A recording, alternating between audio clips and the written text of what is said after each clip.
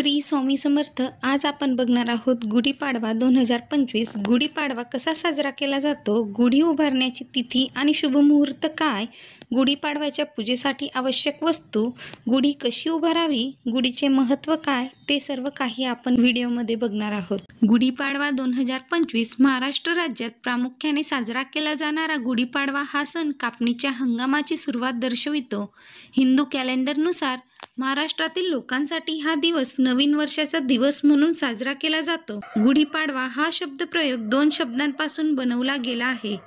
गुढी म्हणजे ब्रह्मदेवाचा ध्वज आणि पाडवा म्हणजे चंद्राच्या तेजस्वी टप्प्यांचा पहिला दिवस. गुढीपाडव्याबद्दल अनेक कथा आणि पौराणिक संदर्भ आहेत. हिंदू धर्मग्रंथांपैकी एक असलेल्या ब्रह्मपुराणात असे म्हटले आहे की एका नैसर्गिक आपत्तीमुळे सर्व लोक मृत्युमुखी पडले आणि काळ थांबला होता. तेव्हा भगवान ब्रह्मदेवाने जगाची पुनर्निर्मिती केली. या दिवशी ब्रह्मदेवाच्या प्रयत्नांनी काळ पुन्हा सुरू झाला आणि न्याय आणि सत्तेचा युग सुरू झाला. या कारणास्तव या दिवशी भगवान ब्रह्मदेवाची पूजा केली जाते. दुसऱ्या एका कथेनुसार 14 वर्षांचा वनवास संपवून भगवान राम, सीता आणि लक्ष्मणासह अयोध्येला परतले होते. हा दिवस भगवान रामांचा रावणांवर विजय साजरा करतो. म्हणूनच रामाने रावणावर विजय मिळविल्यानंतर पौराणिक कथेनुसार अयोध्येत विजयध्वज म्हणून जशी गुढी आणि ब्रह्मदेवाचा ध्वज फडकवला गेला होता, तसंच गुढी किंवा ब्रह्मदेवाचा ध्वज घरोघरी फडकवला जातो. तथापि गुढीचे आणखी एक ऐतिहासिक महत्त्व आहे. इतिहास सांगतो की छत्रपती शिवाजी महाराजांनी मुघलांचा पराभव केला आणि राज्यातील लोकांना मुघल राजवटीतून मुक्त केले. महाराष्ट्रातील लोक या दिवशी गुढी उभारण्याचे हे एक प्रमुख कारण आहे. असे मानले जाते की हा ध्वज घराच्या आवारात कोणत्याही प्रकारच्या वाईट गोष्टींना प्रवेश करण्यापासून रोखतो. गुढीपाडवा कसा साजरा केला जातो? हा सण प्रामुख्याने येणाऱ्या वर्षाचे स्वागत करण्यासाठी साजरा केला जातो. म्हणून लोक त्यांचे घर आणि अंगण स्वच्छ करतात, जेणेकरून सर्व काही व्यवस्थित आणि नीटनेटके राहते. या दिवशी पारंपरिक तेल स्नान करणे आवश्यक आहे. महिला प्रवेशद्वारावर वेगवेगळ्या नमुन्यांच्या आणि रंगाच्या रांगोळ्या सजवतात.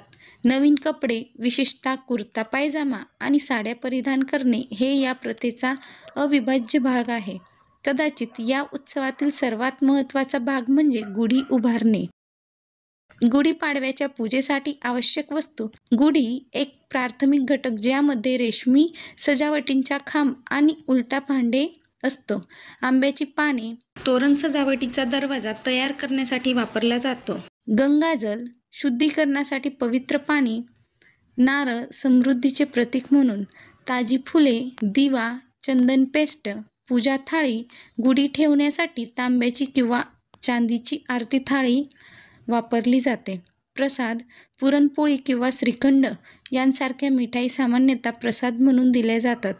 रांगोळी पावडर, सुपारी आणि पान के पत्ते, अगरबत्ती, तिलक लावण्यासाठी आवश्यक वस्तू, हळदी, कुंकुम, अक्षदा आणि चंदन याचा वापर टिळक लावण्यासाठी केला जातो आणि कापूर. गुढी कशी उभारावी, गुढीची पूजा कशी करावी ते आपण बघूया. पहाटे सूर्योदयापूर्वी उठावे आणि अंगाला उटणे आणि सुगंधित तेल लावून अभ्यंग स्नान करावे. दरवाजाला ताज्या फुलांची तोरण बांधावे. एका वेळूच्या काठीला तेल लावा आणि त्याला स्नान घाला.